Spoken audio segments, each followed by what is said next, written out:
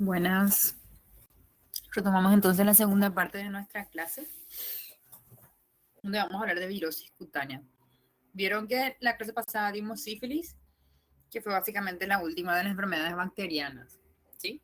Empezamos hablando de generalidades, semiología, luego ya entramos en las infecciosas bacterianas y ahora vamos a entrar en las infecciosas virales, ¿sí? En las próximas clases ya vamos a dar otras dermatopatías. Virosis cutáneas.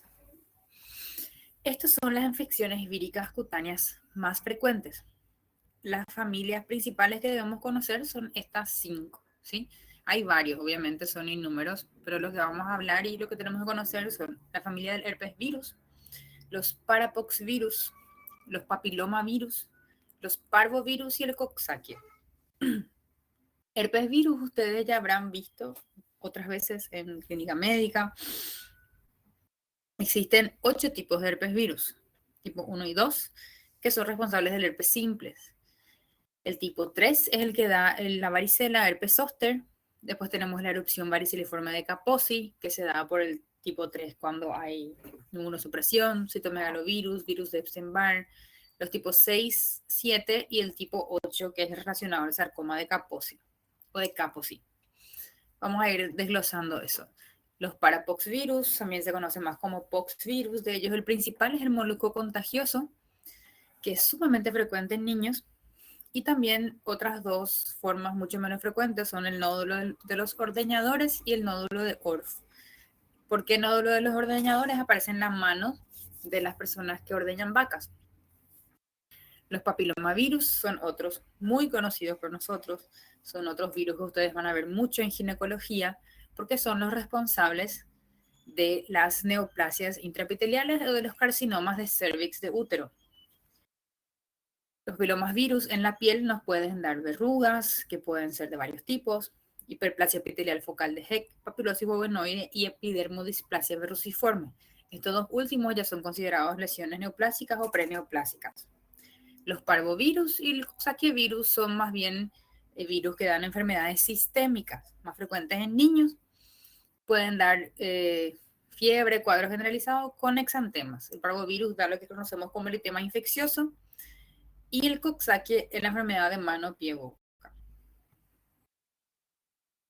Herpes virus es uno de los grupos que tenemos que conocer muy bien.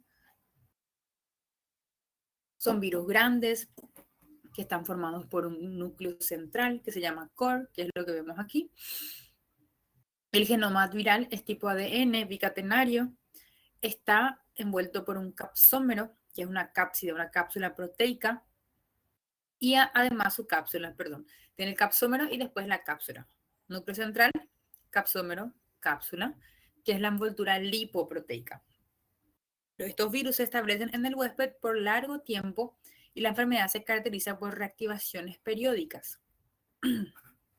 ¿Qué significa eso? Que el virus generalmente ingresa a nuestro organismo y da clínica y luego duerme, pero generalmente uno ya no se libra de este virus, ¿sí? Él queda escondido dentro de las células generalmente del sistema linfoproliferativo, o sea, del sistema linfático, y ahí va a producir reactivaciones.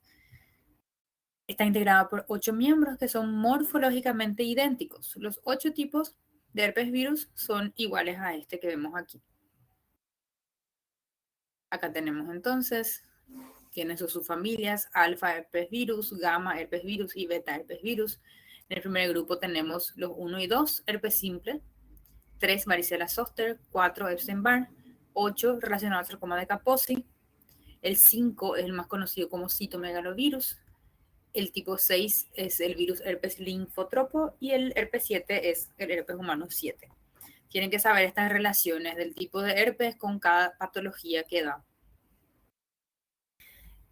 Herpes simples, producido entonces por los herpes tipo 1 y 2, es una erupción vesiculosa dispuesta al ramillete producida por el virus herpes hominis, HBH. Existen dos tipos, el 1 que es el orofacial y el 2 que es el genital, que generalmente se dice que es de transmisión sexual. Aunque existe actualmente una considerable superposición Antes se decía que siempre que si estaba en la boca era tipo 1 y si estaba en los genitales era tipo 2. Pero ahora como hay, como está muy ampliamente distribuida el contacto orogenital, entonces tenemos tipo 2 en boca y tipo 1 en genitales también. Estos virus producen infecciones mucocutáneas y causan dos clases de lesiones: las primarias o primoinfección y las recurrencias. Esto tienen que saber. Los herpes te dan un cuadro cuando es la primera vez que vos estás entrando en contacto con ese virus. Ya dijimos que se queda dormido dentro de nuestro organismo y luego se reactiva. Estas recurrencias o reactivaciones dan otro tipo de clínica. Entonces tenemos que saber cuáles son la clínica de lesiones primarias y de las recurrencias. El virus puede ser eliminado por la saliva y las secreciones genitales de pacientes asintomáticos. O sea, si yo soy portadora de herpes virus, yo puedo estar eliminando virus por mi saliva, aunque yo no tenga lesiones. Entonces, se contagia a través del beso o del contacto sexual, aunque no haya lesiones activas. El contagio se produce por contacto directo o por microgotas de las secreciones infectadas. Entonces, podemos contagiarnos de herpes simple por un beso o incluso por hablar muy de cerca con alguien que expulse microgotículas al hablar. La importancia del tapaboca y de no besarle a cualquiera. Bueno,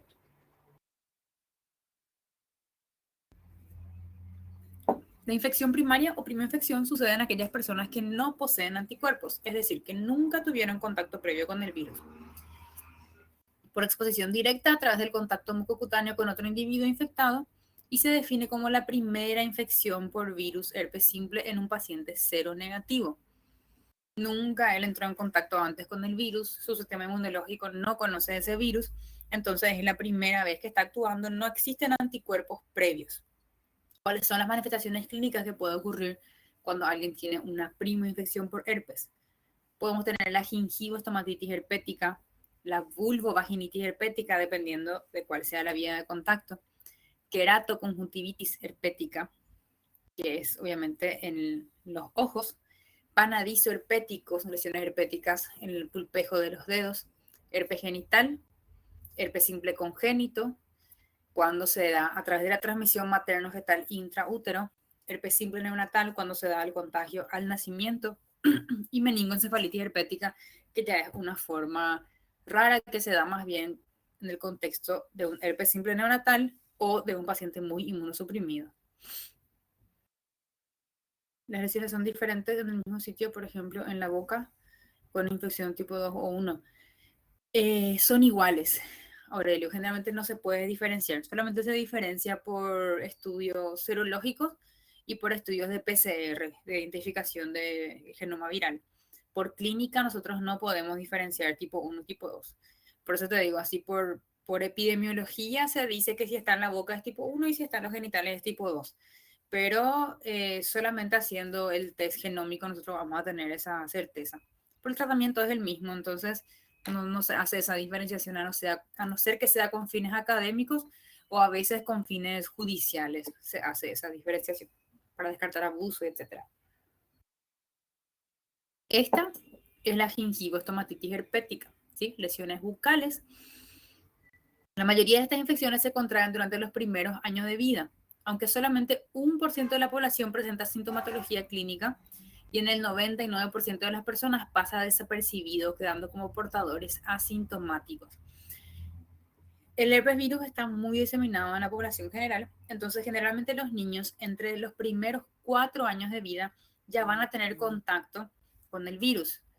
99% de estos niños que hasta los 4 años entraron en contacto con el herpes virus no van a tener ni un síntoma y van a quedar como portadores asintomáticos. Sin embargo, ese 1% que tiene síntomas puede tener esto, que es la gingivostomatitis herpética, que se llena de úlceras toda la lengua, los labios e incluso por adentro las mucosas de la cavidad oral, incluso llegando hasta el istmo de las fauces, ¿sí? Una vez que el virus ha penetrado en el organismo, permanece por toda la vida en su huésped, quedando acantonado en los ganglios sensitivos cervicales. Como les dije, duerme en los ganglios nerviosos. trigeminales, espinales o sacrales en forma latente y puede reactivarse la infección viral en cualquier momento en la misma área que apareció por primera vez frente a factores desencadenantes. O sea, yo tuve por primera vez lesiones en la boca, entonces cuando yo reactive en las siguientes veces voy a volver a tener lesiones en la boca. Tal vez tenga lesiones en menor cantidad, pero siempre van a ser en la boca, no me va a aparecer en otra parte del cuerpo. ¿Cuáles son los factores desencadenantes? La luz solar, las infecciones respiratorias, gastrointestinales, una gripe, una diarrea, síndrome febril, dengue, por ejemplo, inmunosupresión, trauma mecánico, estrés, factores hormonales como la menstruación. Existen mujeres que con cada periodo premenstrual tienen sus brotes de herpes y ciertos alimentos como por ejemplo picantes o chocolates pueden hacer esta recurrencia. Estas entonces son más fotos de lo que es la gingivoestomatitis herpética. Podemos ver estas úlceras de límites netos, bordes regulares, de fondo blanquecino, generalmente son úlceras muy dolorosas. Esta es otra forma de primoinfección, el panadizo herpético, sí, es más común en personal de salud cuando entra en contacto con pacientes infectados con el virus y cuando hubo una lesión previa en las manos, entonces vemos estas vesículas dispuestas en racimos sobre una base eritematosa que rodean generalmente el dedo, sea en el cuerpo o en el pulpejo de los dedos.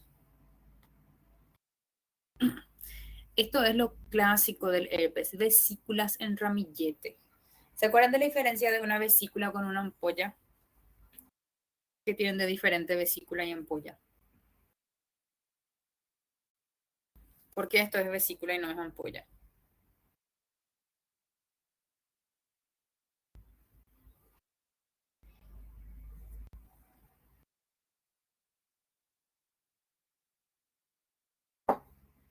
La principal diferencia es son múltiples, muy bien. Y el otro punto, perdón. Puedo tener también más de una ampolla, ¿verdad? Eventualmente. Brigada. Pero lo otro importante es el tamaño, ¿verdad? Las vesículas son pequeñas y múltiples y son multiloculadas. Y las ampollas generalmente son únicas, pueden ser múltiples también, pero son uniloculadas y grandes, ¿sí? La ampolla está constituida por una sola cavidad grande y las vesículas son varias pequeñas cavidades pequeñitas, ¿sí? Esto, una base roja, que es un eritema, sobre el cual asientan múltiples pequeñas vesículas en ramillete o en racimos, que esto se compara con el racimo de uvas, ¿sí? Si miramos, podría ser un cacho de uva ahí, ¿no? Entonces la vesícula asinada en racimos, como las uvas, sobre una base eritematosa, acompañado de dolor tipo urente. Si vemos esto, es herpes, ¿sí? La forma entonces todo lo que vimos acá son lesiones primarias, gingivoestomatitis, panadizo herpético, vesículas en ramillete localizada en una zona X específica. Las recidivas o recurrencias aparecen en personas previamente infectadas en piel y mucosas de región peribucal, periorificial en el tipo 1 o genital en el tipo 2, de transmisión sexual este último. ¿Cuál es la clínica de la recidiva de herpes? Prurito, ardor y dolor en la zona. Esto es lo primero. La persona empieza a sentir un dolor y un ardor en esa zona, parece que se quemó, no entiende bien qué le pasa porque está muy sensible, está muy doloroso, todavía no se ve ni una lesión.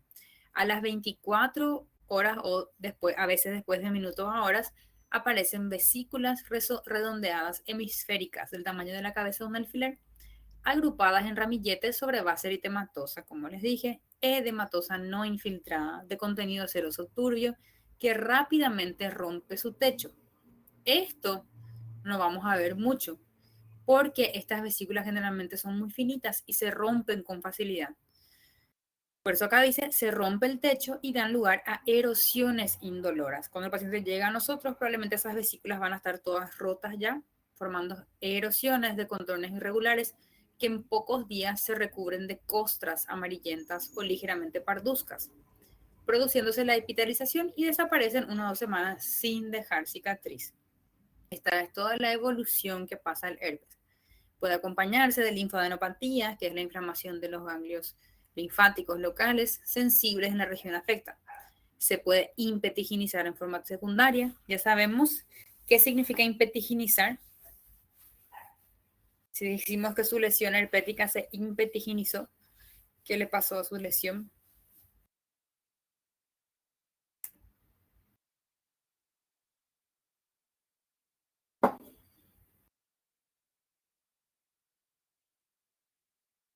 No, se infectó.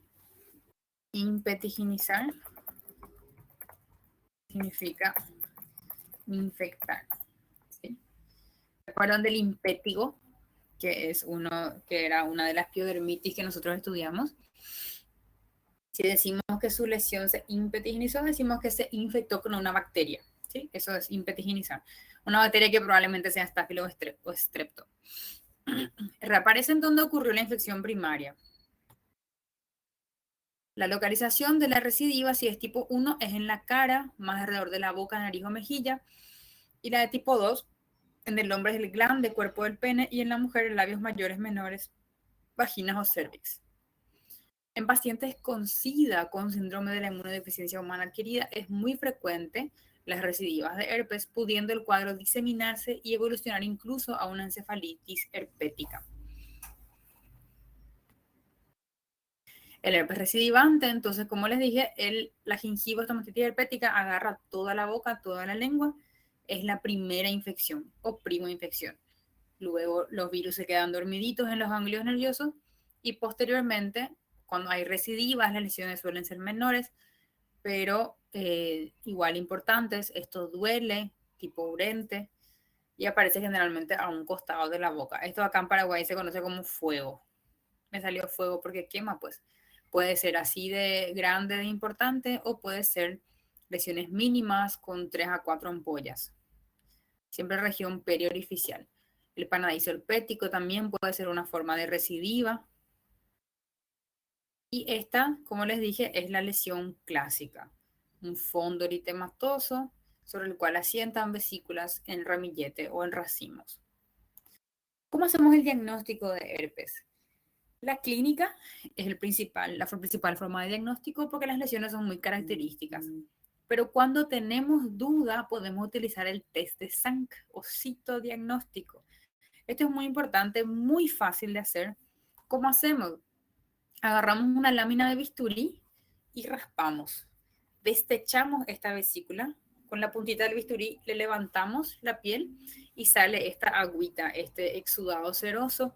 Y esa agua, el contenido de la vesícula, se pone sobre una lámina. Se raspa así. Tenemos acá mi lámina. Tenemos ahí la lámina, entonces con el bisturí se raspa ese líquido sobre la lámina y esa lámina se tiñe y se mira y se observan ahí las células de Sank. Si observamos las células de Sank, tenemos un sitio diagnóstico positivo para el herpes. Catapora o qué mismo? Espera un poco. Catapora no es sarampión. Catapora ni... Catapora es varicela. Es el siguiente que vamos a ver. Este es el virus del herpes tipo 1 y 2. Y la varicela es el herpes tipo 3. Es el que toca seguir. Pero es parecido, sí. Bueno, llegamos entonces a la histopatología. Bueno, dijimos que diagnóstico clínica. Muchas veces la clínica es suficiente. Si hay dudas, podemos usar el test de Sank, raspar esa vesícula y mirar el microscopio. ¿Cuál es el gran problema con el test de Sank? Personal que lo haga. ¿Quién puede hacer esto? Un buen bioquímico o un buen anatomopatólogo. Es muy fácil de hacer, pero requiere cierto entrenamiento y no todos hacen. Cultivo del virus en medios especiales y que es algo súper técnico que no hacemos. La histopatología es también una opción, sacar una muestra para biopsia. En la biopsia se va a ver una vesícula intraepidérmica con acantólisis y degeneración balonizante, pero es muy raro que lleguemos a hacer una biopsia para un herpes, generalmente no llegamos a eso. Se puede hacer serología, que es el dosaje de anticuerpos neutralizantes antiherpes, que orienta incluso a identificar el tipo de virus. Esto es muy útil principalmente cuando se trata de pacientes inmunosuprimidos o recién nacidos. A los recién nacidos, si se pudiera, a todos los hijos recién nacidos de madre con herpes se debería hacer esta serología. La microscopía electrónica también te puede utilizar, pero muy poco, y la reacción en cadena de PCR para identificar el genoma del virus y saber exactamente qué tipo. La PCR es lo que nos va a diferenciar exactamente qué tipo de virus es, o si no, la serología. Son los dos medios que identifican el subtipo de virus, pero no la clínica, como preguntó hace rato Aurelio.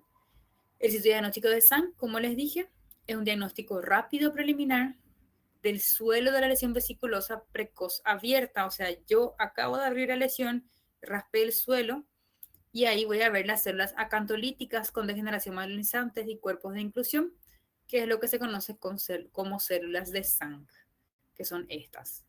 Sirven para el herpes virus simple, tipo 1 y tipo 2, y para el virus de la varicela zoster también. O sea, para los herpes tipo 1, 2 y 3 es útil esto. La histopatología, como pueden ver aquí, es una vesícula intraepidérmica con acantólisis. Acantólisis son estas células muertas que están flotando ahí dentro de la vesícula. Diagnóstico diferencial, ¿con qué podemos confundir este herpes tipo 1, tipo 2? Cuando es en los labios, podemos confundir con aftas bucales o con impétigo. Y cuando asientan en región genital, con un chancro sifilítico o con un chancroide. ¿Cuál es la diferencia? El chancro sifilítico generalmente no duele. Esto duele y mucho. Entonces, el chancro sifilítico ya vimos en la otra clase, que es una úlcera de fondo fibrinoso, limpio, límites regulares. Esto también, la diferencia es que el chancro sifilítico no duele. ¿Cómo se tratan el herpes virus tipo 1 y 2? Tratamiento general con analgésicos o incluso anestésicos tópicos, se puede utilizar cocaína en gel. Tratamientos específicos se hacen con antivirales. Se puede utilizar la crema de aciclovir, pero en realidad hay poco o nada de evidencia de que esto funcione. De hecho, ya se está dejando de usar la crema de aciclovir. El tratamiento con aciclovir debe ser sistémico. Se hace oral, 200 a 400 miligramos en realidad, 5 veces por día, por 5 a 10 días. Y si es inmunosuprimido, sí que se hace endovenoso el aciclovir. 5 miligramos kilo peso cada 8 horas por 5 días.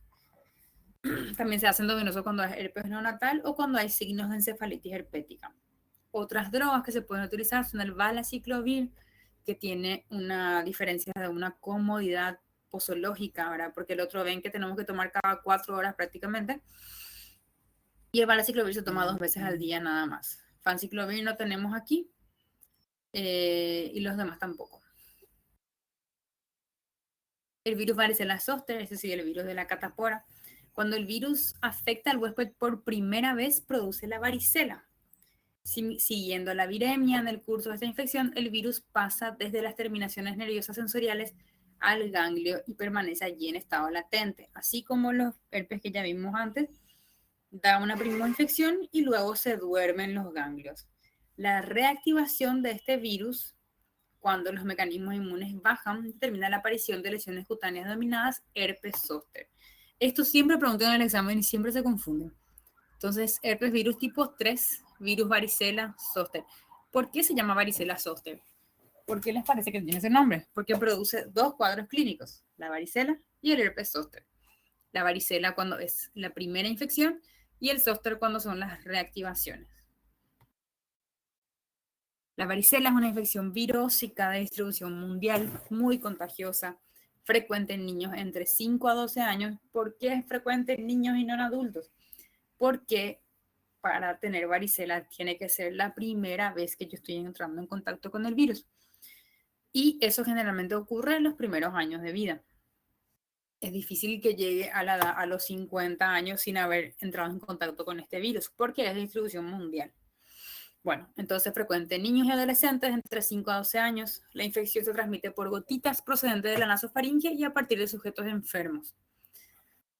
Después de un periodo de incubación de 14 hasta 17 días, aparecen fiebre, malestar general y poliadenopatías. Puede haber agrandamiento de los ganglios linfáticos, cuello, región inguinal, axilas. Hay un eritema difuso, o sea, el paciente se pone todo rojo y se desarrollan vesículas tensas, claras, umbilicadas y uniloculares, que se enturbian y se rodean de una areola roja.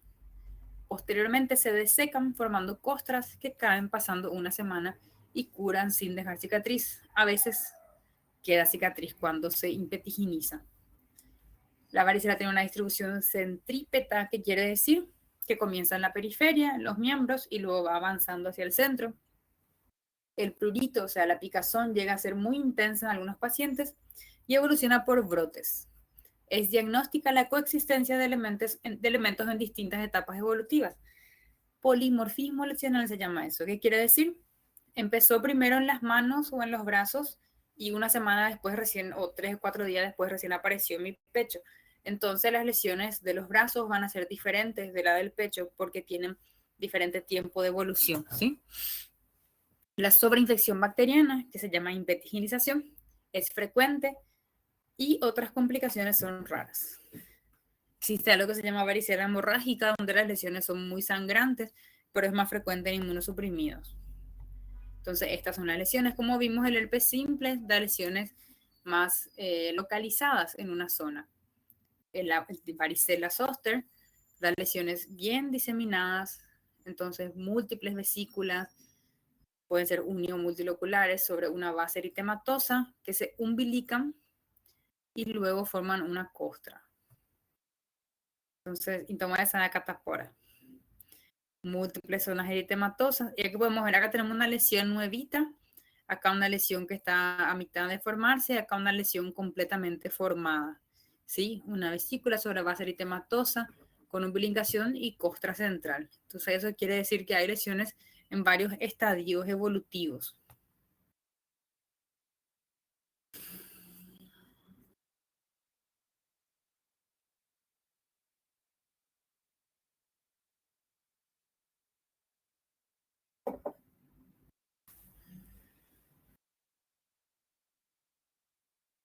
Estoy respirando mientras espero la pregunta de Aurelio.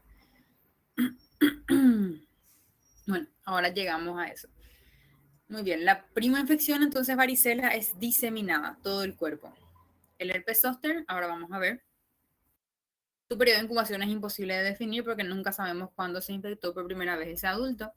Su primera manifestación suele ser el dolor, que muchas veces es intenso, acompaña fiebre, cefalea, malestar general, aumento de la sensibilidad en el trayecto del nervio que va a ser afectado. Ahí está. El herpes zóster es localizado en un dermatoma. Es localizado en el trayecto del nervio en cuyo ganglio estaba incubando este virus. Si vamos a ver la foto para entender mejor. Primero duele la zona. Luego de 3 a 7 días se desarrollan vesículas de contenido claro agrupadas sobre una base eritematosa que pronto se hacen purulentas.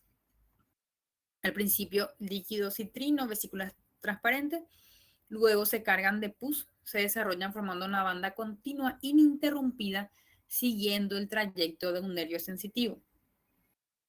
Los más afectados son los nervios torácicos, intercostales, cervicales, trigémino, puede ser cualquiera de las 3 ramas del trigémino, ¿sí?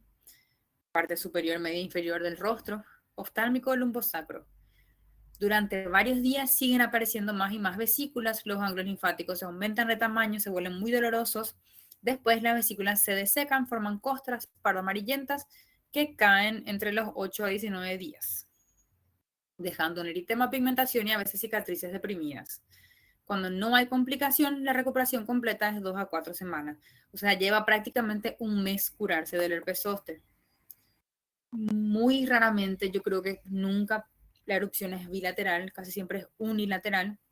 La complicación más frecuente es la impetiginización, que ya dijimos que es la infección secundaria, y la neuralgia posherpética, que es un dolor intenso que queda después de esta lesión, cuando ya se curó toda la piel, pero sigue doliendo. Cuando hay alteración del estado inmunológico en trasplantados, en tratamientos con citostásticos o radiaciones, o sea, pacientes que están en quimioterapia, puede verse herpes zóster gangrenoso, por ejemplo, que llegue a evolucionar hasta gangrena estas vesículas. Pueden aparecer en más de una localización a la vez, incluso puede rebasar la línea media. Esto es raro, esto es excepción.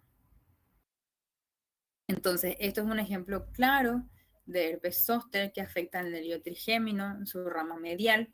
Entonces, respondiendo a tu pregunta, Aurelio, es localizado al dermatoma que corresponde a ese nervio, ¿sí? Pueden ver acá cómo respeta línea media totalmente, incluso hasta la boca. Y aquí, esta zona que estoy delimitando acá es la zona de inervación de este nervio, valga la redundancia. Entonces, las lesiones se van a limitar a esa zona. Esto es lo clásico, el herpes zóster del miembro superior que afecta a un dermatoma.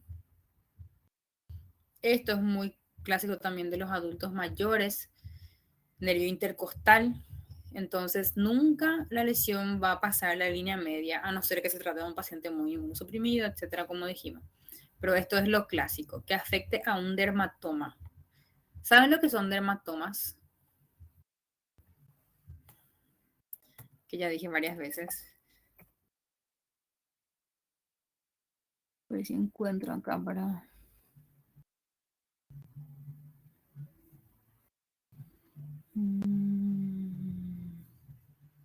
Me va a costar poner. Sí, protector solar es parte de los cuidados posteriores. Dermatoma es una zona de piel o una región de la piel que está inervada por un mismo nervio, ¿sí? Una región cutánea inervada por un solo nervio. Eso es un dermatoma. Tiene que ver con el origen, con nuestro desarrollo embriológico, ¿sí?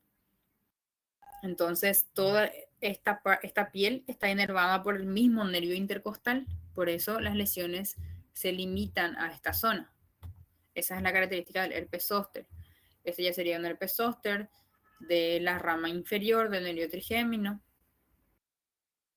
¿Y cómo se hace el diagnóstico de la varicela zóster? De la misma forma que del herpes tipo 1 y 2. Diagnóstico clínico a través del test de Sank, serología, cultivo, microscopía electrónica, histopatología, igualito a la anterior. El tratamiento también es parecido, la diferencia son las dosis, que son mayores, porque la afectación es más amplia, más intensa. Si es varicela, podemos hacer tratamiento sintomático, se trata de evitar las complicaciones y acortar el cuadro clínico. Podemos dar antihistamínicos para el prurito, baños con antisépticos para evitar la sobreinfección, lociones para calmar la picazón. Si hay sobreinfección, se trata como impético, con antibióticos tópicos o sistémicos. Cuando hay riesgo de enfermedad grave, podemos hacer tratamiento con aciclovir endovenoso. Ya el herpes zóster se trata con reposo, analgésicos, tranquilizantes, vitaminas del complejo B se utilizan para evitar la neuralgia posherpética y tratamientos específicos que vamos a dar prácticamente siempre en el herpes zóster. Aciclovir, 800 miligramos cada 8. Vimos que allá el herpes era 200 a 400 nomás, ¿sí? Acá es el doble de la dosis. También podemos utilizar valaciclovir, 1 gramo cada 8. Ahí terminamos todo lo que es herpes virus. Lo que tienen que saber es ver herpes virus tipo 1, 2 y 3, toda la clínica, tratamiento, etc. Y los que son del 4 al 8 tienen que saber a qué están relacionados. Virus 4, Epstein-Barr, virus 8, sarcoma de Kaposi, que eso es allá en el primer cuadrito que les puse, ¿sí? Si no hay duda sobre los herpes, pasamos entonces a los papogavirus. Los papogavirus también son conocidos como virus del papiloma humano. Son virus de tipo DNA. Existen más de 80 genotipos y son responsables de producir las verrugas y los condilomas. Las verrugas son tumores epiteliales. Las verrugas sí son tumores, pero son benignos. Son contagiosos y son propios de la piel y las mucosas. El virus infecta las células epidérmicas por inoculación directa o indirecta del material sobreinfectado. Generalmente a través de un pequeño corte, un pequeño rasguño que se tenga en la piel, se inocula el virus. El periodo de incubación es incierto. Generalmente la persona no recuerda cuándo fue que tuvo la inoculación. Se estima que es entre pocas semanas hasta más de un año, con un promedio de 4 meses. O sea, es súper variable. Aparece en todo el mundo, o sea, existen personas con verrugas virales en todo el globo terrestre y a cualquier edad. Su regresión suele ser espontánea y acontece dentro de los 9 meses siguientes de su aparición. Puede persistir indefinidamente o puede desaparecer hasta los 2 años. O sea, las verrugas Son muy variables, pueden durar para toda la vida o pueden desaparecer solas. ¿Cómo se clasifican las verrugas? Según la morfología y la localización. Tenemos la verruga vulgar o verruga común, las verrugas filiformes, que son una variación de la vulgar, solamente que son más finitas, por eso se llaman filiformes. Las verrugas planas, que son, como dicen, planas. Plantar, cuando ocurre en la planta de los pies. Y verruga genital o condiloma combinado, cuando aparecen los genitales. Las verrugas vulgares son las más comunes, siendo frecuentes en los niños de 5 a 12 años. Muy, muy frecuente la aparición en los niñitos pequeños que vienen con las manos llenas de verrugas. Es una pápula firme y prequeratóxica de color rojo pardo oscuro, una superficie córnea rugosa, varía de tamaño. Vamos a ir viendo las fotos, pero lo importante es que son asintomáticas, o sea, no duelen, son muy contagiosas, o sea, se puede contagiar del compañero de la escuela, del hermanito del primo, y son auto y heteroinoculables. Si yo tengo una verruga aquí, yo me puedo rascar y luego me rasco aquí, entonces voy a autoinocularme el virus y generarme otra verruga donde me rasqué, ¿sí? Entonces acá podemos ver la clínica, las pápulas hiperqueratóxicas. Son pápulas porque son sobre elevaciones menores a 1 centímetro que pueden confluir formando placas, que son sobre elevaciones mayores a 1 centímetro. Son hiperqueratóxicas, o sea, acá la epidermis y el estrato córneo son sumamente gruesos y son más comunes en las manos y en las rodillas, porque son las zonas donde, por ejemplo, los niños se arrodillan en el piso a jugar, o los adultos y los niños también al manipular cosas se traumatizan las manos y ahí generan esto. Las verrugas pueden llegar a ser muy hiperqueratóxicas como esta que vemos aquí, o incluso periungueales. Acá tenemos más verrugas. Estas incluso generan lo que se llama fenómeno de Koebner o fenómeno de Koebner. Fenómeno de Koebner. Las verrugas en niños son por HPV también. Y por eso que tenemos que diferenciar los HPV mucosos y los HPV cutáneos. Los HPV cutáneos son estos que estamos viendo ahora, las verrugas vulgares, que son generalmente los tipos 1, 2 y 4. Estos son los que tienen que tener los niños sanos. Si tenemos un niño con lesiones de verrugas genitales, o se constata que son de los subtipos mucosos 16 y 18, entonces ahí tenemos que pensar en abuso sexual. Ok, yo no sé si por eso preguntaste, Juliana, pero existen HPVs benignos, digamos, que se pueden transmitir jugando con otros niños, que son los HPV cutáneos, y existen los HPV mucosos, que son los de transmisión sexual. Sí, es importante esa diferenciación. Bueno, fenómeno de Koebner, como le estaba diciendo, es cuando uno se autoinocula las verrugas a través del rascado. Entonces, esta persona se pudo haber rascado esta lesión y luego se rascó esta zona de piel sana, entonces queda una línea de verrugas que sigue el trayecto de su rascado. Eso se llama fenómeno de Koebner, cuando uno genera lesiones que siguen la línea de un rascado, ¿sí? Acá tenemos otras pápulas hiperqueratóxicas, que son las mismas verrugas vulgares. Verrugas periungueales, verrugas subungueales, son extremadamente difíciles de tratar. Muchas veces hay que sacar la uña para resolver esto. Las verrugas filiformes, que son esto. Básicamente la misma verruga, pero pero más puntiaguda. Son pápulas filiformes semejantes a espículas de color piel. Pueden ser únicas o múltiples, de tamaño variable y son más frecuentes en cara, cuello y cuero cabelludo.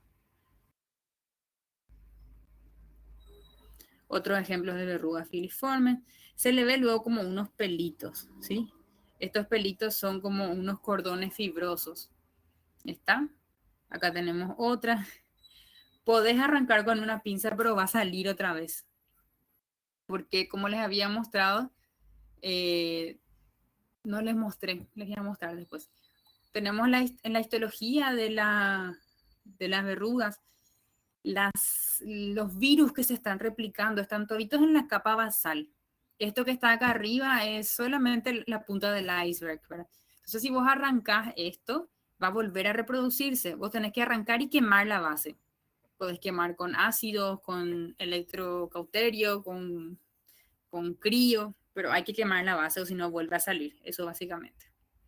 Con moneda caliente, no mentira. Bueno, estas son otras verrugas filiformes. Verrugas planas. Son diferentes a las anteriores porque son mucho menos hiperqueratóxicas, como vemos acá. Quema con bisturí eléctrico, exactamente. Pápulas planas, apenas sobrelevadas, miden 2 a 5 milímetros, son más frecuentes en cara y manos y aparecen más en niños y jóvenes. La diferencia es que estas verrugas planas suelen durar más tiempo y son más difíciles de tratar también. Son todos de lo mismo, ¿verdad? Acá tenemos verrugas planas en la frente y acá se puede ver otra vez el fenómeno de Kepner que les dije. Esto ocurre por el rascado y autoinoculación. Las verrugas plantares. Como ven aquí, esto podría ser un callo también.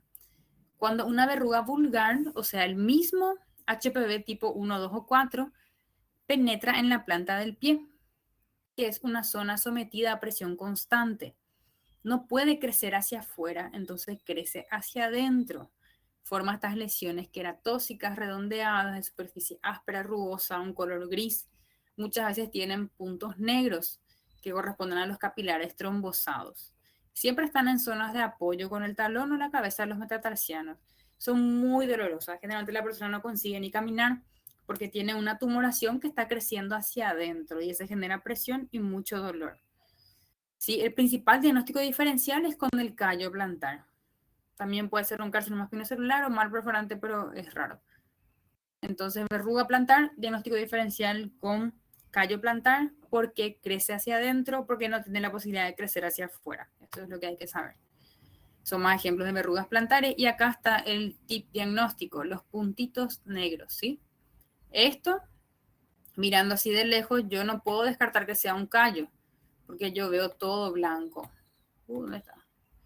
Es puramente blanco. Acá parece que hay un capilar trombosado.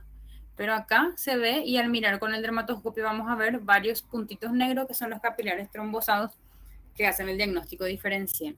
Acá tenemos otra verruga plantar, múltiples verrugas plantares. Cuando aparece en genitales tenemos el condiloma acuminado o verruga genital, que son pápulas vegetantes que se asemejan a un coliflor. Son múltiples, pequeñas y rosadas. Asientan en sitios húmedos y calientes, generalmente entonces en genitales o región perianal, y son de transmisión sexual en su mayoría, aunque en niños menores también se puede ver por la autoinoculación. Entonces, tenemos verrugas en genitales de un niño y tenemos que definir si es abuso sexual o no. Imaginen lo difícil que es, porque a nosotros nos llega mucho eso en la consulta. El pediatra encuentra una verruga en los genitales de un niño y nos manda a nosotros. ¿Nosotros podemos diferenciar por la clínica eso? No. Tenemos que hacer una toma de muestra y enviar a estudio serológico o para PCR para identificar qué tipo de HPV es.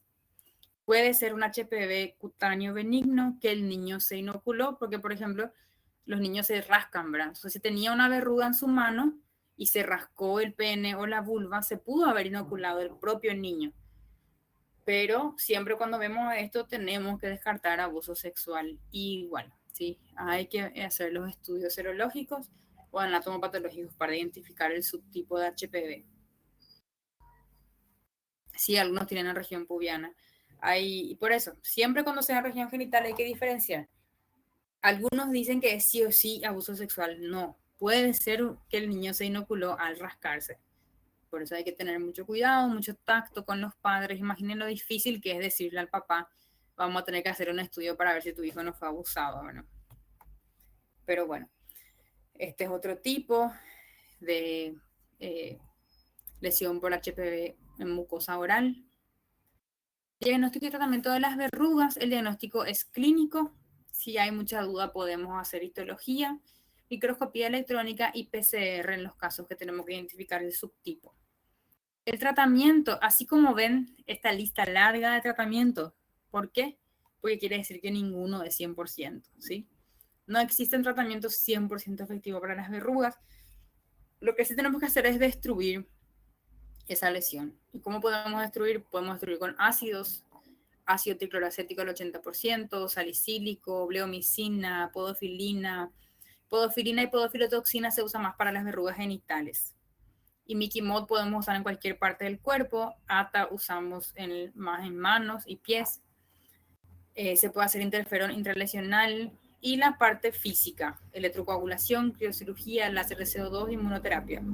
O sea, hay una amplia gama de tratamiento para las verrugas, pero lo que sí sabemos es que la mayoría de las verrugas tienen autorresolución en 9 meses o hasta 2 años. Pero pasa que muchos no quieren pasar 2 años con esas lesiones, ¿verdad?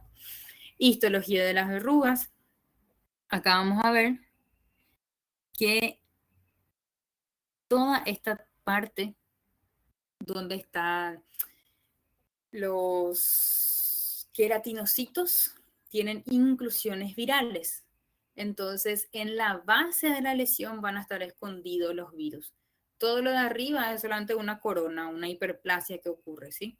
Es por eso que cuando queremos que no recidive la lesión, tenemos que destruir o quemar toda la base de la lesión. Lo que se queda aquí son las inclusiones virales, intraqueratinocitos. Sí, pueden ser pediculados o no. Esta es una lesión pedunculada. Acá está mi base. Acá está mi línea cutánea normal. Acá está la hipertrofia y ven cómo corre más por debajo también. Puede ser pediculado o las verrugas planas no son pediculadas. Entonces, así terminamos los papovavirus o los HPV y pasamos a otra familia, que son los poxvirus. De los poxvirus hay uno nomás que tenemos que conocer, que es el molusco contagioso, que es el más frecuente. Son los virus más grandes del grupo DNA. El molusco contagioso es el que mayormente afecta al hombre. Enfermedad benigna y contagiosa, auto y heteroinoculable, inoculable también, así como las verrugas se transmiten por contacto directo a través del rascado generalmente. Y su periodo de incubación es de 14 días hasta 6 meses. Aparece una pápula de color piel que puede ser perladita, blanquita y tiene un ombligo en el medio. Miden hasta 5 milímetros, no son dolorosas y tienen una evolución crónica. Las lesiones mayores tienen un cráter central lleno de queratina. ¿Sí? Algunos dicen le sale grasita y ese cráter central que expide esa pasta de queratina es muy rica en inclusiones virales. Entonces, las lesiones mayores son las que más van a ser, las que van a ser más contagiosas. Se localizan en diferentes partes del cuerpo, preferencia tronco, área genital, extremidades. En personas adultas, en región de cara y región genitoanal obligan a descartar VIH. Molusco contagioso, cuando vemos en adultos, tenemos que pensar en VIH. Si vemos en niños, es normal. Es de hecho muy frecuente en los niños. Diagnóstico diferencial, verruga líquen plano.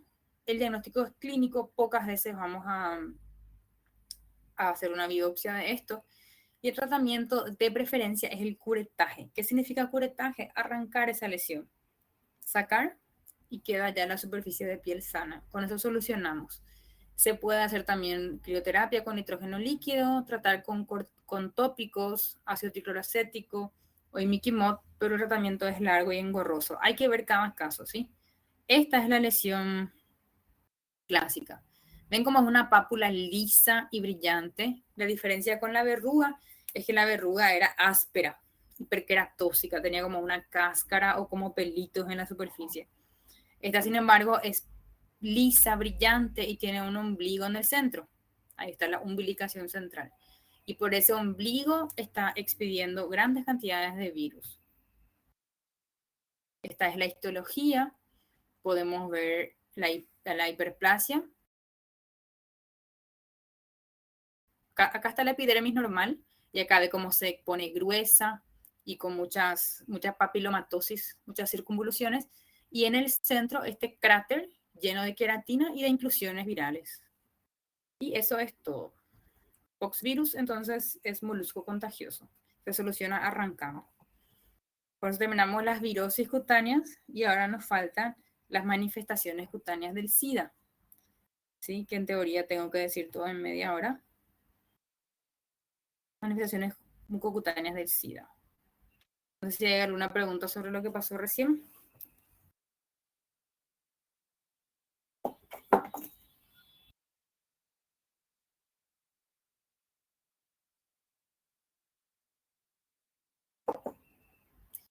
Aciclovir para el molusco contagioso, no.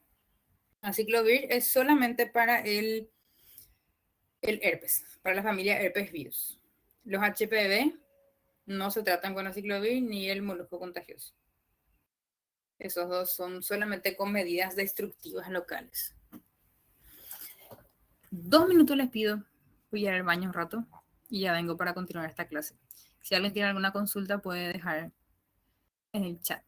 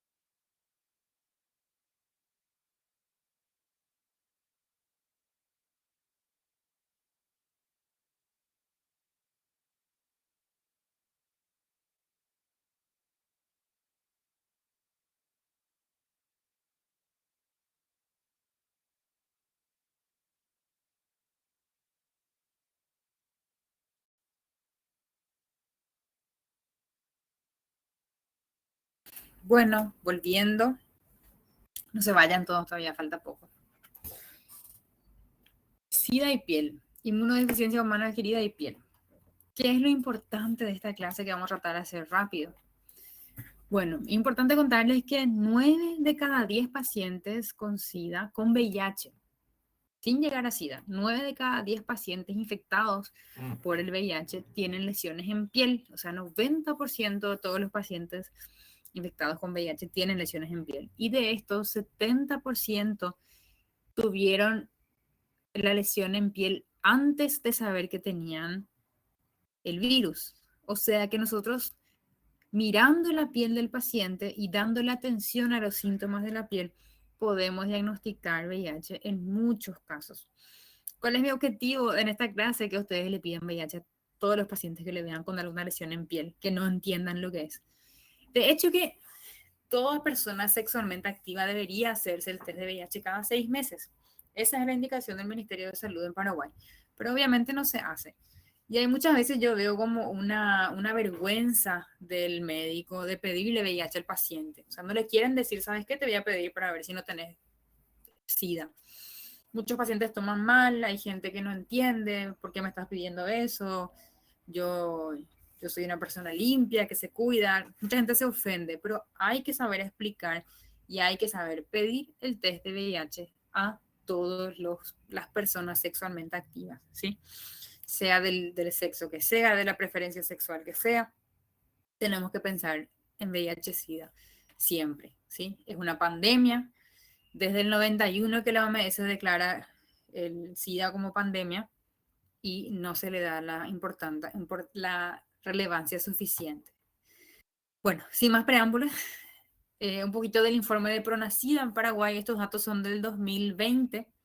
En el 2020 había 8.917 personas viviendo con el virus del SIDA en Paraguay, 3 veces más hombres que mujeres. La vía de transmisión fue la sexual en 86% de los casos, el restante fue por transmisión materno-fetal o por accidentes cortopunzantes. De estos registros, 78% de los pacientes están en central. ¿Y por qué? Porque es el lugar donde más se realizan test. Seguramente que hay la misma cantidad o el doble de pacientes con VIH en el interior, fuera del departamento central, pero no hay la disponibilidad de acceso a los sistemas de salud para que se diagnostiquen. La edad predominante del diagnóstico es entre los 15 y 24 años. Imagínense la cantidad de jóvenes, adolescentes, niños que forman el grupo mayoritario de personas infectadas. Los niños forman un 5% de la población infectada por VIH y entre estos están los niños que fueron contagiados intraútero por madres que eran portadoras del virus y que no realizaron tratamiento, porque si se trata a la mamá, no le pasa el virus al hijo.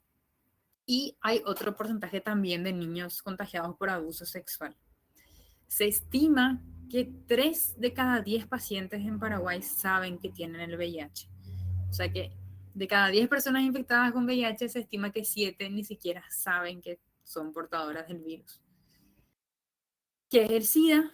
Ustedes ya conocen, mejor que yo seguramente, pero para un preámbulo, una enfermedad producida por un retrovirus que es el VIH, en individuos previamente sanos, genera una alteración profunda del sistema inmune y esa alteración del sistema inmune predispone a infección por gérmenes oportunistas.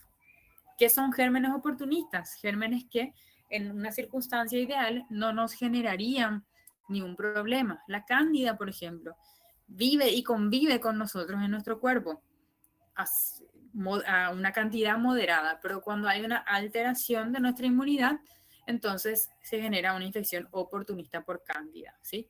Además de predisponer a infecciones oportunistas, el SIDA tiene poder oncogénico, el VIH tiene poder de inducir mutaciones en las células y generar tumores, cánceres.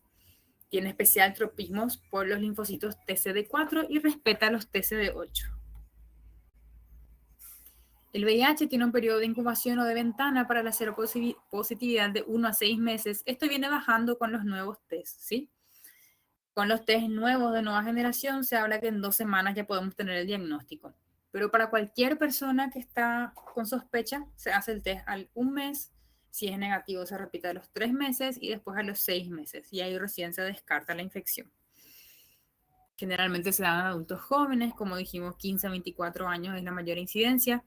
Y se habla de grupos de riesgo. Personas que reciben drogas endovenosas, HSH es la sigla que se usa para homosexual, hombre que tiene sexo con hombre. ¿Por qué esto es relevante? Por la forma del coito, que es el sexo anal, que tiene mayor porcentaje de transmisibilidad. Pero si es por eso, las mujeres que tienen sexo anal también deberían hacer parte de este grupo de riesgo, ¿verdad? Hay también un sesgo ahí preconceptuoso.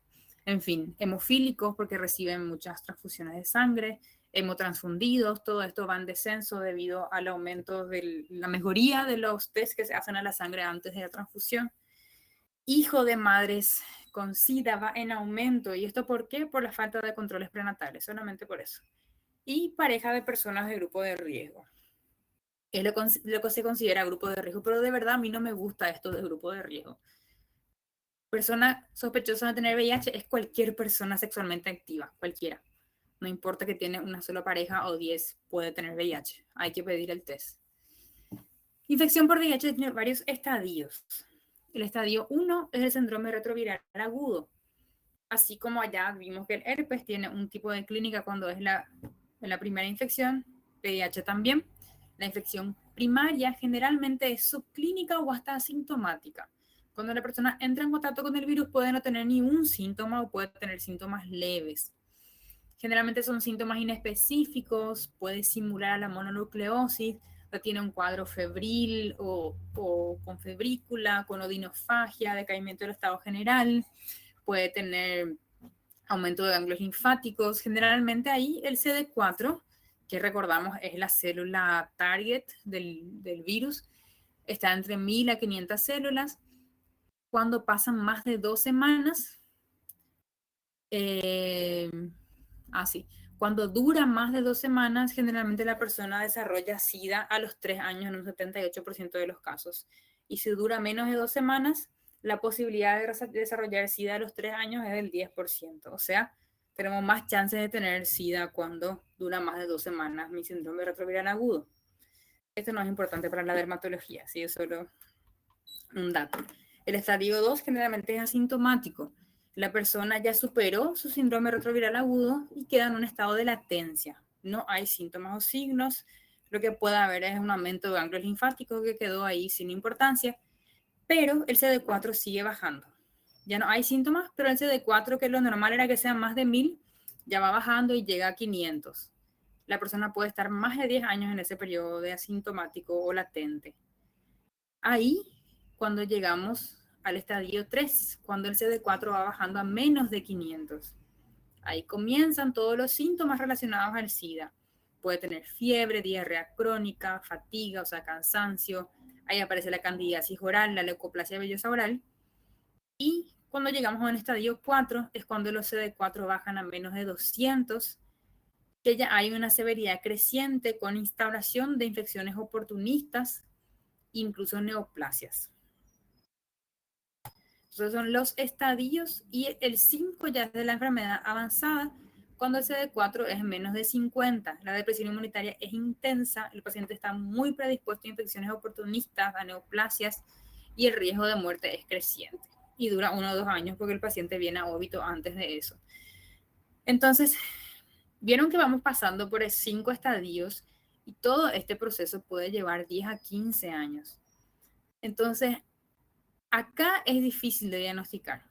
Paciente que viene con fiebre, malestar general, ¿podemos pedirle VIH? Podemos, pero puede ser que no le pidamos también. Pero cuando el paciente viene acá, tiene fiebre hace tiempo, no se hace un diagnóstico, tiene diarrea hace tiempo, no se llega a un diagnóstico, malestar, pérdida de peso, hay que pedir test de VIH en forma precoz, ¿sí?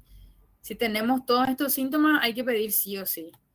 Y si le vamos a diagnosticar en un estadio asintomático, es por un screening, ¿ok? Entonces, lección, pedirle cada 6 meses a todos los pacientes, y si viene por síntomas inespecíficos, pedirle también. Hay que diagnosticar precozmente la infección por HIV. Bueno, avanzando ya para dermatología. Los criterios diagnósticos de SIDA, esto es variable y seguramente que ya cambiaron para lo que es clínica médica, pero lo que ustedes tienen que saber es que existe la infección por HIV y existe el SIDA, que son cosas distintas. El SIDA es cuando ya se alcanzan los criterios de síndrome de inmunodeficiencia humana, ¿sí? Y cuando ya tenemos adelgazamiento, diarrea, fiebre, o cuando existen estas infecciones, ¿sí? O estas enfermedades. Tos persistente por más de un mes, dermatitis pruriginosa generalizada, prurigo del paciente con SIDA, herpes zóster en forma recurrente, candidiasis orofaringea. Normalmente la candidiasis queda solo en la lengua, cuando avanza más ya es porque estamos en SIDA, herpes y simple crónico progresivo diseminado o linfadenopatía generalizada. Estos criterios son variables. Pongo acá para que ustedes sepan que hay varios criterios de SIDA que involucran a la piel. Las afecciones cutáneas y mucosas asociadas a la infección por HIV pueden ser por infecciones oportunistas, pueden ser por neoplasias, pueden ser dermatosis inflamatorias, afecciones tóxicas o alérgicas u otras. Vamos a dar un pantallazo en todo lo que ya vimos hasta ahora. Ya vimos herpes, vimos HPV, todo eso le puede pasar al paciente con HIV, pero mucho más exacerbado, porque su sistema inmune está deprimido. Entonces, entre las afecciones infecciosas que puede tener un paciente con SIDA, están las virales, lesiones por el mismo HIV, lesiones por herpes virus, por pox virus, por papiloma virus. El propio HIV puede generar, como ya vimos, el síndrome retroviral agudo o primoinfección, que tiene esta sintomatología general muy inespecífica que ocurre en los pacientes más jóvenes generalmente. Puede haber un exantema de seroconversión. Cuando el paciente está en esa primoinfección aguda, su febrícula, su malestar general puede tener un exantema súbito, pero esto puede ocurrir en cualquier infección viral, entonces es sumamente inespecífico.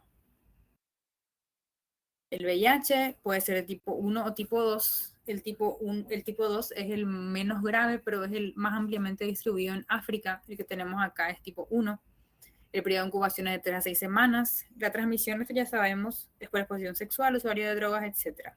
Transmisión perinatal. Diagnóstico diferencial de la primoinfección por VIH. Mononucleosis, que también da fiebre con exantema, rubeola, que da lo mismo, sífilis, meningitis, toxoplasmosis y citomegalovirus. Todo esto debemos pensar también. ¿Qué vamos a encontrar si pedimos laboratorio a un paciente con primoinfección por VIH? Leucopenia, o sea, blancos bajos, eritrosedimentación elevada, los cultivos virales si los hacemos van a ser positivos. El CD4, que son los linfocitos, todavía van a estar normales, todavía no empezó a bajar. El antígeno capsular P24 va a estar positivo y el test de ELISA o Western Blot va a estar positivo a las 3 semanas. Este es el test rápido que hacemos, ¿sí? El pronóstico, si el paciente tiene menos de 15 días de infección, es bueno porque hace un tratamiento antirretroviral precoz y el pronóstico es muy bueno. Pero si ya pasó más de 2 semanas, es malo. El tratamiento es educación sexual para no contagiar a nadie más. Y la terapia antirretroviral específica, que se usan cócteles de antirretrovirales, entre ellos sidobudina, ritonavir, hay muchísimos antivirales que se combinan, ¿sí? Este no es tanto el objetivo de nuestra clase. Sabemos que el VIH puede generar muchos síntomas inespecíficos. Vamos a enfocarnos en los marcadores cutáneos de SIDA, que eso sí es pregunta de examen conmigo, en el Revalia, en todos lados. ¿Qué lesiones yo voy a encontrar en un paciente? Y eso me va a definir o me va a dar la certeza de que es SIDA. ¿Por qué me da la certeza de que es SIDA? Porque no voy a ver estas lesiones en otro tipo de paciente. Cuando el paciente que es portador del virus del VIH tiene una infección por el virus del Epstein-Barr, que es el herpes tipo 4, va a generar placas o estrías blancas adherentes en las caras laterales de la lengua. Esto podríamos confundir con una candidiasis, pero vamos a ir a rasparle con un baja lengua y esto no sale. Entonces podemos pensar en una leucoplasia vellosa oral. Esto se manda a una muestra de biopsia y se observa que es el virus. Es más frecuente en varones, principalmente los que tienen sexo con hombres. Es exclusivo de personas que tienen un CD4 menor a 200, por eso es marcador de SIDA. Indica una inmunosupresión muy profunda, la evolución es desfavorable, puede aparecer en hasta 5 años después de la primera infección, y el diagnóstico de certeza es con una anatomía patológica o la biopsia. El tratamiento es con podofilina, que es destrucción local del virus, pero lo primordial acá es iniciar los antirretrovirales. El herpes simple ya vimos todo lo que es, pero ¿cuál es la diferencia en el paciente con SIDA? Que va a tener más recidivas, más frecuentes, más prolongadas y con lesiones más intensas, pudiendo llegar a ser hemorrágicas y necróticas.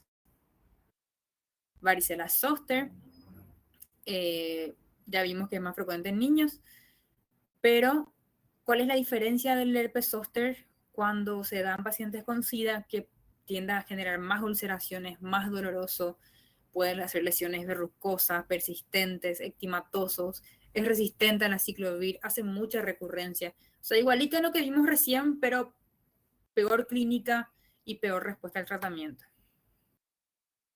Puede generarse un herpes zóster diseminado. Como les dije, el herpes zóster siempre respeta la línea media porque siempre respeta el dermatoma de afectación del nervio. Pero cuando tenemos una inmunosupresión intensa, como en el caso del SIDA, puede hacerse diseminado. Esto es muy raro. El poxvirus, que es el molusco contagioso, dijimos que es raro en adultos, pero sí en adultos con SIDA. Se presenta en 5 hasta 25% de los pacientes con SIDA. Es marcador de enfermedad evolutiva y de depresión linfocitaria, o sea que también es marcador de mal pronóstico. ¿Recuerdan los moluscos contagiosos que les mostré recién? Que eran perlitas lisas, pequeñitas con ombligo. Estas son lesiones grandes, en cara, en cuello, son muy numerosos, duran más tiempo, no se resuelven y son recidivantes. Papovirus, HPV, también son más frecuentes acá. Vieron cómo les mostré la foto de la clase anterior, que era una u otra lesión aislada. Acá son múltiples lesiones, acá hay como 20 lesiones confluentes seguramente. Son más frecuentes los tipos 16 y 18. Estos son los tipos oncogénicos, ¿sí? Los tipos que pueden generar cáncer de mucosa anal, rectal, vaginal, son los oncogénicos anogenitales, que generan la lesión escamosa intraepitelial, más conocida como SIL, y también el carcinoma in situ. Ocurren estas lesiones en pacientes con un CD4 inferior a 100 y son refractarios al tratamiento. Lo que hay que hacer acá es, otra vez, antirretroviral. Hay que priorizar el tratamiento del retrovirus, pero hacemos terapia destructiva local, con 5-fluoro, crío, electro, láser. Otras infecciones que podamos tener en estos pacientes son las micóticas. Ya vimos nosotros cándida, dermatofitosis, pitiriasis, versicolor. Todo eso puede tener el paciente con VIH, pero mucho más florido, mucho más diseminado, exacerbado. Hay otros hongos que son saprófitos en el medio ambiente, pero que en estos pacientes pueden generar infección, como el criptococo, la histoplasmosis, e infecciones bacterianas, la sífilis, el treponema pallidum, el estáfilo, el estrepto, la pseudomonas, lo mismo que una persona inmunocompetente, pero más florido otra vez. Y lo que vamos a resaltar acá es la angiomatosis basilar, vamos a ver más adelante. Micóticas superficiales, candidiasis, cuando es oral puede ser un inmunocompetente, pero cuando agarra esófago, faringe, tráquea, es marcador de SIDA. Generalmente es recurrente y se dan pacientes con CD4 menor a 200. La histoplasmosis es causada por el histoplasma capsulatum, que es un hongo que es una de las micosis subcutáneas. Genera lesiones cutáneas en 93% de los casos, mucosas en 10%, y puede generar formas papulonecróticas, exantemáticas, escamosas o acneiformes. Entonces, este es un hongo que normalmente no produce síntomas. En pacientes con SIDA puede generar esto. Histoplasmosis diseminada, también se puede ver estas mismas lesiones distribuidas en todo el cuerpo. Otras micosis diseminadas es la criptococosis, que es causada por el Cryptococcus neoformans. Lo más frecuente que van a ver es la criptococosis meningia en los pacientes con VIH. Afectan el sistema nervioso central, dando infecciones muy graves. Son raras las lesiones cutáneas por criptococos. Mucho más frecuente es la meningia, pero igual puede aparecer. Pueden ser lesiones moluscoides, acneiformes, ulcerocostrosas, y la criptococosis también es marcador cutánea de SIDA. ¿Por qué está en rojo? Porque les voy a preguntar, para que encuentren más fácil cuando estén haciendo el examen. Los marcadores cutáneos de SIDA es importante saber cuáles son, ¿sí? Paciente que se hace diagnóstico de criptococosis tiene SIDA, no hay otra opción. Angiomatosis basilar es una infección bacteriana causada por el Bartonella hanseníae. Aparece en pacientes con CD4 inferior a 100, puede afectar a cualquier órgano. Son estas lesiones tipo pápulas o nódulos eritematosos que pueden aparecer en la piel, pero también en el hueso, en el cerebro, en el hígado, y son exclusivos de pacientes que tienen SIDA. Sufren regresión espontánea o con este tratamiento antibiótico con eritro o claritro. Micobacteriosis atípicas, Mycobacterium avium marinum, tuberculosis, todo esto puede generar lesiones en piel. Por eso que en los pacientes con HIV está contraindicada la BCG. La BCG es la vacunita que se le pone a los bebés en el brazo cuando nacen, al mes de vida, si no me equivoco, que tiene una micobacteria modificada, que es la vacuna que se pone para la forma grave de la tuberculosis. Pero en bebés que nacen de hijos con madres con SIDA sin tratamiento se contraindica porque les puede generar síntomas. Infecciones bacterianas, la sífilis, que tiene progresión más rápida, puede llegar a neurosífilis. En todos los pacientes con SIDA hay que hacer punción lumbar. El acné, que es común, puede generarse también en pacientes con SIDA, pero formas mucho más graves, formas purulentas, incluso necróticas, como vemos acá. Los parásitos, ya vimos nosotros sarna, puede generar, ya vimos en la clase de sarna que puede haber una sarna que se llama sarna costrosa, que es diseminada, muy florida en la sintomatología, eso se da en pacientes con SIDA, la demodicidosis también, y las neoplasias, sarcoma de Kaposi y otras linfoproliferativas. Sarcoma de Kaposi se tienen que conocer y tienen que saber. La sarna, generalmente en los pacientes con SIDA, es atípica, es costrosa, es muy contagiante y suele faltar el prurito. Ojo, cuando hablamos de sarna decimos que pica, pica, siempre pica. Cuando es un paciente con SIDA, forma costrosa, generalmente no pica y es la más contagiosa. Sarcoma de Kaposi. Son lesiones tipo placas y pápulas violáceas. Pápula pueden confluir formando máculas. Son lesiones tipo vasculares, son tumores vasculares que son marcadores también de SIDA. Máculas vasculohemorrágicas oblongas infiltradas pueden formar nódulos y verdaderos tumores. Otras lesiones de sarcoma de Kaposi pueden iniciar así como una única pápula violácea y luego diseminarse.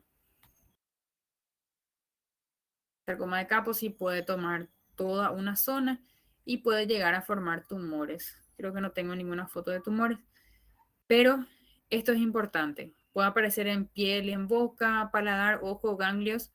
Aparece en pacientes con CD4 inferior a 500 y si es en menores de 60 años define SIDA. Es otro más de los marcadores cutáneos de SIDA. Ya vimos la angiomatosis basilar, la leucoplasia vellosa oral y ahora tenemos el sarcoma de Kaposi. ¿Y por qué menores de 60 años? Porque pacientes mayores de 60 años pueden tener sarcoma de Kaposi clásico, que es un cáncer, un tumor vascular que ocurre por causas distintas no relacionadas al virus de VIH. Pero nunca vamos a tener un sarcoma de Kaposi clásico en un menor de 60 años. Entonces, paciente joven que aparece con sarcoma de Kaposi es diagnóstico de VIH siempre, de SIDA siempre. El diagnóstico se hace por biopsia. Después tenemos ya terminando las dermatosis inflamatorias. Vimos las infecciosas por virus, por hongos, por bacterias. Las neoplásicas, sarcoma de Kaposi, y ahora las inflamatorias. La dermatitis seborreica, vamos a ver en las siguientes clases lo que es, pero es muy frecuente, muy florida en los pacientes con SIDA. También las erupciones papulosas y pruriginosas y las alteraciones distróficas y carenciales. El paciente con SIDA tiene envejecimiento precoz, adelgazamiento intenso, sequedad de la piel y mucosas y estado ictiosiforme, que es cuando la piel se vuelve toda muy gruesa. La dermatitis seborreica es el eritema y descamación del rostro y del cuero cabelludo. Erupción papilosa pruriginosa del VIH. Los pacientes con VIH muchas veces tienen estos nódulos prurigoides, muy pruriginosos, le pican todo el tiempo, muy difícil de tratar. ¿Sí? Esto no voy a profundizar mucho porque todavía no dimos dermatitis seborreica y prurigo, pero tienen que saber que el paciente con SIDA tiene esto en mucho mayor medida. Y eso es todo. Conseguimos terminar a las 18:30. Acá terminamos entonces las virales. La próxima clase vamos a dar patología de las glándulas sebáceas, acné, rosácea, dermatitis seborreica y tenemos evaluación de proceso.